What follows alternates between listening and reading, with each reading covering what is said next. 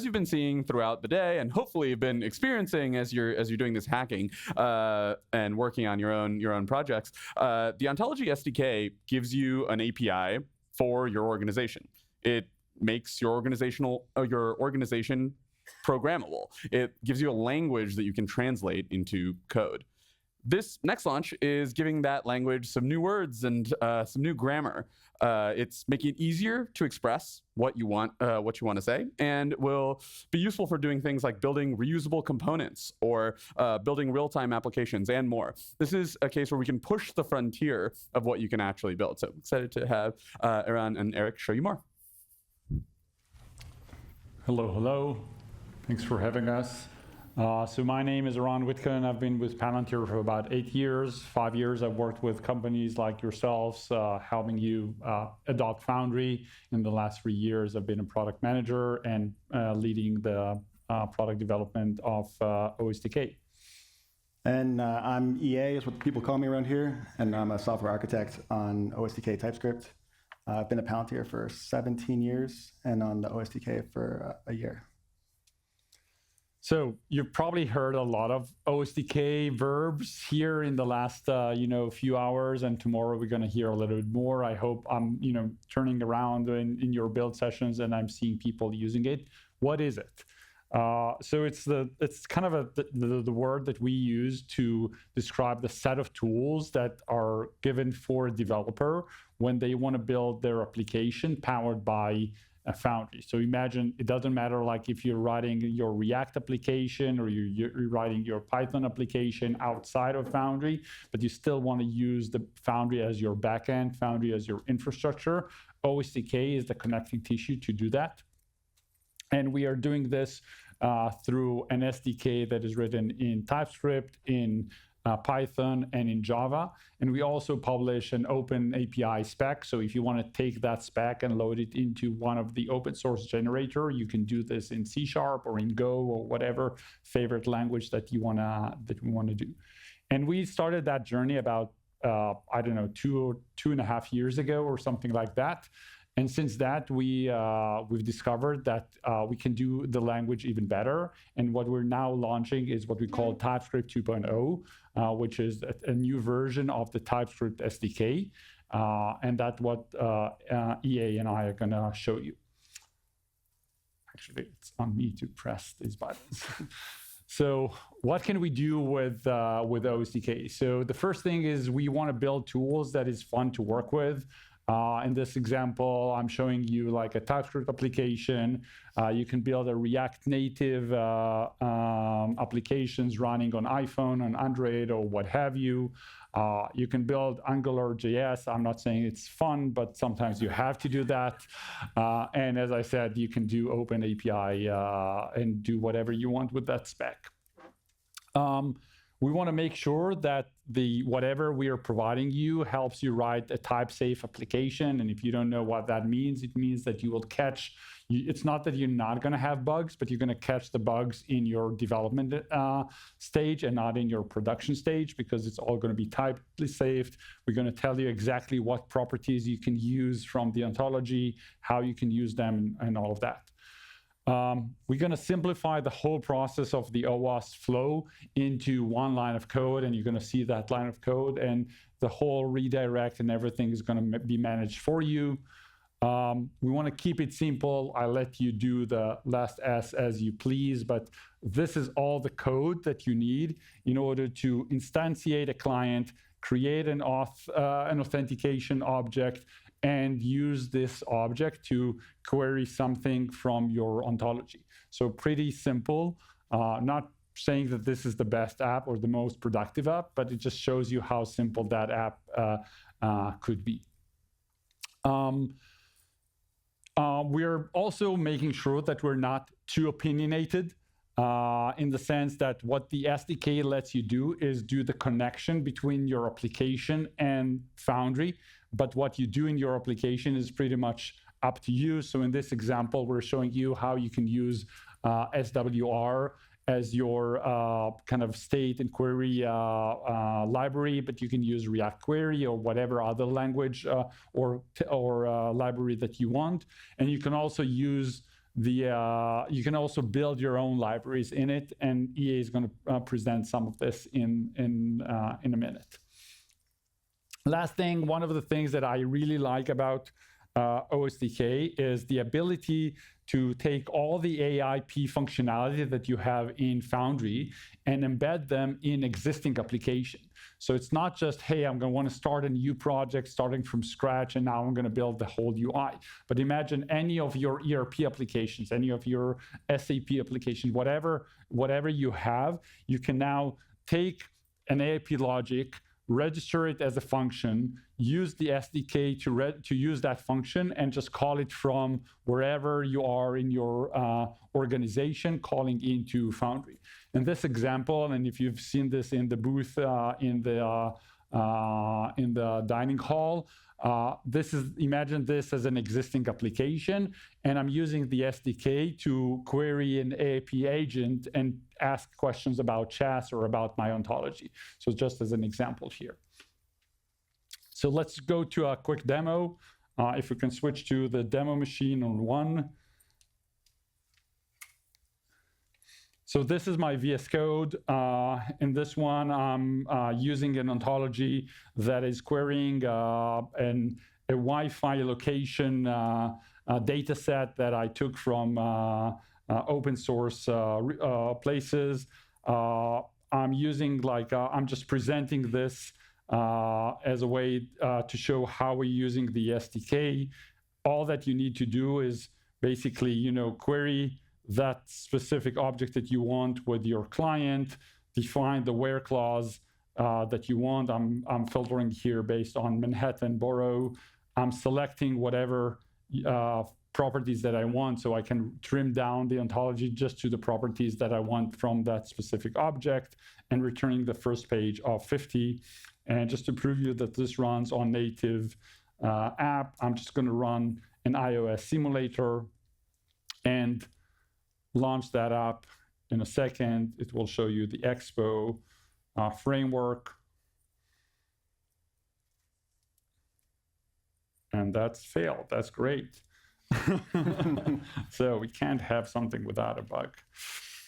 Okay, so here we have the Wi-Fi locations listed here. If I want to show them on a map, I can also show them on a map. So very simple. I can also use any of the functionality of what we saw previously on the platform SDK. So I'm not going to do the whole kind of create data set, run a build and all of that, but I can run the admin APIs. So in this case, I'm just calling the admin API to see who is the logged in user. And I see that it is myself, and basically see the data from Foundry either as a platform APIs or as SDK. So with this, I'm going to hand over to EA. Number 2, please. Awesome. This is cool. I can't believe I have to go to the other one because that was really cool that we just saw seconds ago. I feel bad that we're not that cool. We're going to open up the buses in New York if the data is still there. Well, that's cool. Or not. Oh, there they go. Okay. So I'm loading the data from the MTA in New York. It's not very exciting to do, but hey, there's a cool map and it's 3D. But where I'm loading this from is a generic piece of code. So I've created this data source for, what's it called? Cesium is the library that does the map. And this data source knows nothing about my ontology. Like, this is the generic library. That's not like the one that we made. None of these things are my ontology. And so I can use the generic types that came from the OSDK to build something that knows nothing of the ontology and yet can load your objects up and pass them back to you in a type-safe way that you know is correct. And so in this particular case, we're loading up objects like you would do for any other ontology thing, but instead of getting back the concrete type, we're getting the generic. And so this is really cool then, because if I go back to my app here and I want to change this around, I could just change the object I'm passing in and the mapping of the fields, and I didn't have to do any of that extra work. Whereas I think otherwise I have to make a new data source. I have to load all the objects again. And so you can start to build things for yourself or for others that make these things reusable. So this means I could take this and take that library version that you had and publish that on GitHub. I don't have to necessarily have it be something that lives only on my instance because it's not specific to mine. It's just a mapping library that works on any anything. objects. Bring your Exactly. own, And in fact, I did that. So on my personal GitHub, I have a bunch of different things that you can use that are all based on the same concept that I built for doing the demo. You know, you want to get a bunch of OSDK pages that are cached in SWR, that does server-side sorting or anything you want, where clauses, like that's it. Instead of doing, you know, that much code before, now you can do that much code, and you don't have to write that ever again if you just always want to load those pages up. And so as you start to get your patterns in what you do at where you work, you can actually build up your own library of things that save you a ton of time. Cool. So next I'm going to show you subscribe, which I don't think is all that cool besides the fact that it works, but there's really nothing to it. So I'm going to go ahead and turn off the full load of this data. And I'm going to say this now before I show you the code because the MTA data is so slow at updating that we might be upset. Okay, so let's go look at subscribe. This is actually all you would expect it to be. There's literally nothing you have to do. You say subscribe, you get on change calls, you get the objects, the OSDK objects. That's it. Hopefully. So just to cut you off here. So before I had this, 5 lines of code that you're saying, what I actually had to do is I had to kind of put a timer that every 5 seconds or what have you, do a refresh on the server, get all the data set back, and then manage the client, the changes between, the 1,000 objects that I had on the client and the 2 that were just updated. So now instead of doing all of that complexity, I don't need to do this. I can just subscribe and get the 2 objects that were updated and then decide what I want to do with them in the application. Exactly. And this is over WebSocket. So we're not polling. There's no additional work here. We're just sitting here waiting for the server to tell us. And the objects change color to sort of show you how old they are. But it's really simple this way. That's cool. And as you saw, I didn't even load anything to begin with. We're just getting the objects as they change. So that's subscriptions. It's pretty cool. It's coming in the next version, I think in 2.1. I hope it comes in 2.1. Now I want to show you other ways that you can reuse your code. And for that, I'm going to talk about interfaces. And interfaces are a Foundry concept that are not that different from interfaces in other programming languages. You can define sort of a virtual object, you put properties on it, and then you can make various ontology objects implement it. And what this lets you do then is write your code for just that interface, and as people apply that interface to new objects in the ontology, they'll just kind of start showing up and be available to you, or you can use it for other things. So I made one earlier. It's called vehicle. It's got the exact same properties. There's only 2 here versus the MTA object had like 5, but I only need 2. Oops.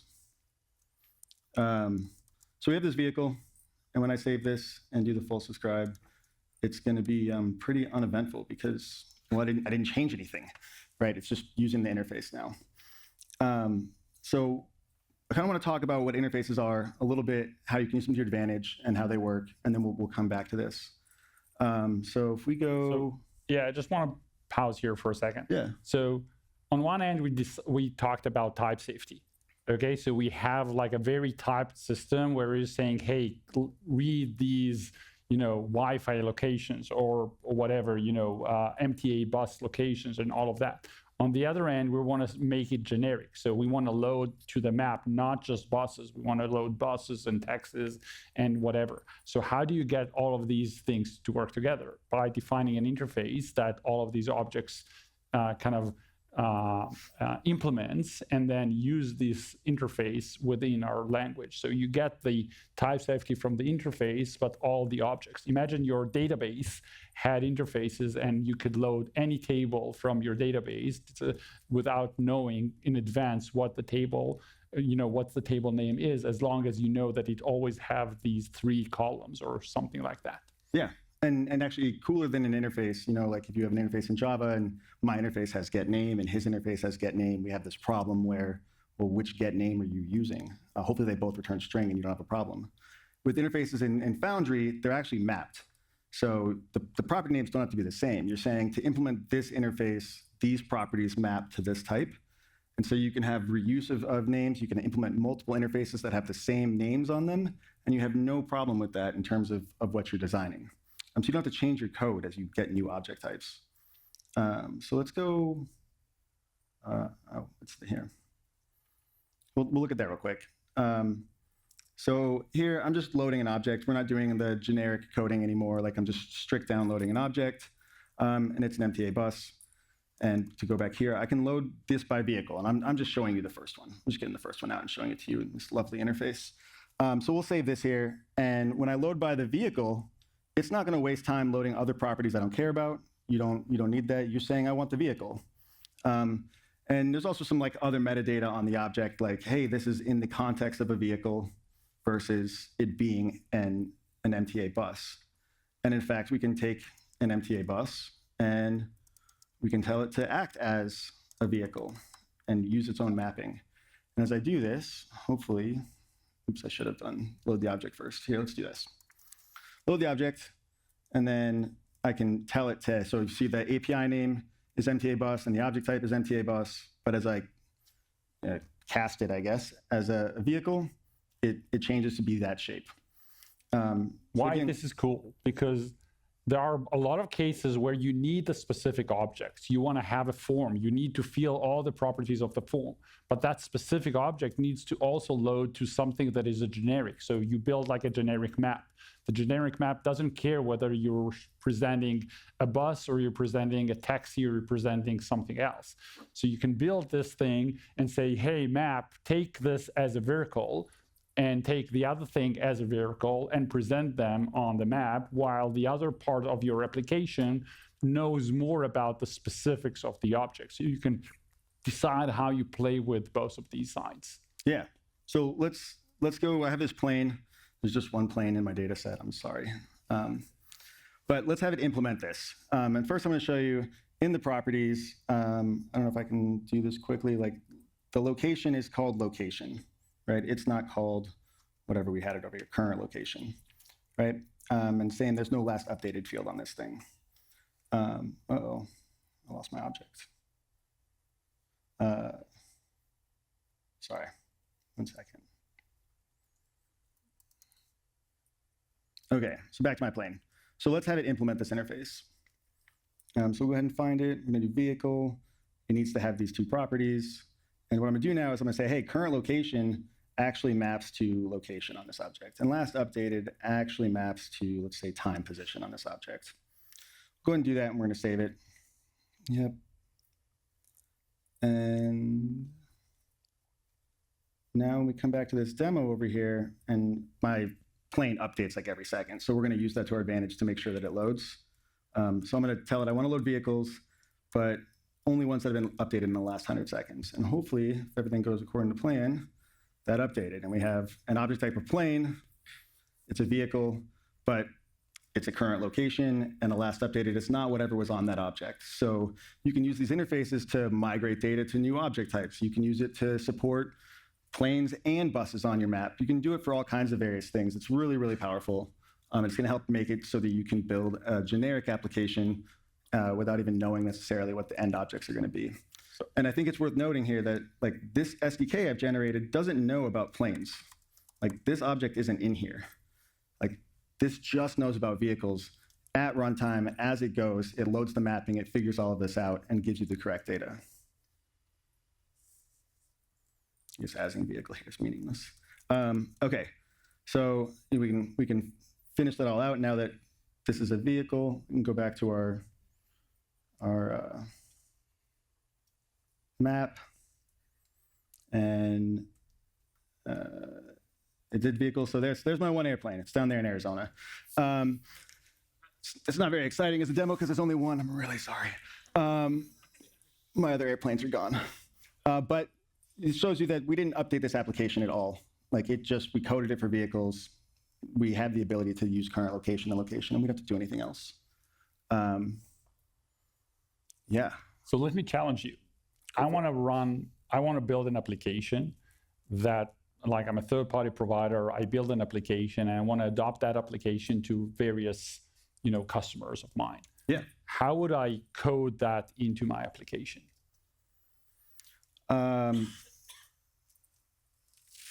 Yeah, so I don't know if exactly, but Ontology is code. you want to do, oh, I see, you're queuing ontology code. Okay. Yeah, why don't we switch to the slides and we'll do ontology code real quick. Cool. So the other thing that's coming soon, this is a slide because I can't actually run it for you right now, is we're actually going to start shifting this to be more developer first. If any of you have done your projects today and you didn't already have data, you found how annoying it is to create your ontology objects to make an application that doesn't have any backing data.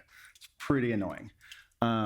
But here we're going to shift to a world where, hey, you're doing a dev-first project. You can make your ontology in code, define it, have it built as part of your build process, make your SDK as part of that build process, and then even later deploy that ontology fragment into a stack using Marketplace so that you could say, hey, build this one application and have it work somewhere else with that ontology fragment. And you couple this with interfaces now, things get really powerful. I can ship an app that only knows about vehicles, that renders a map like this, and it goes to your stack and you install it. You just make any object implement vehicle, and they're going to show up on this map, right? I don't have to know anything else about your objects.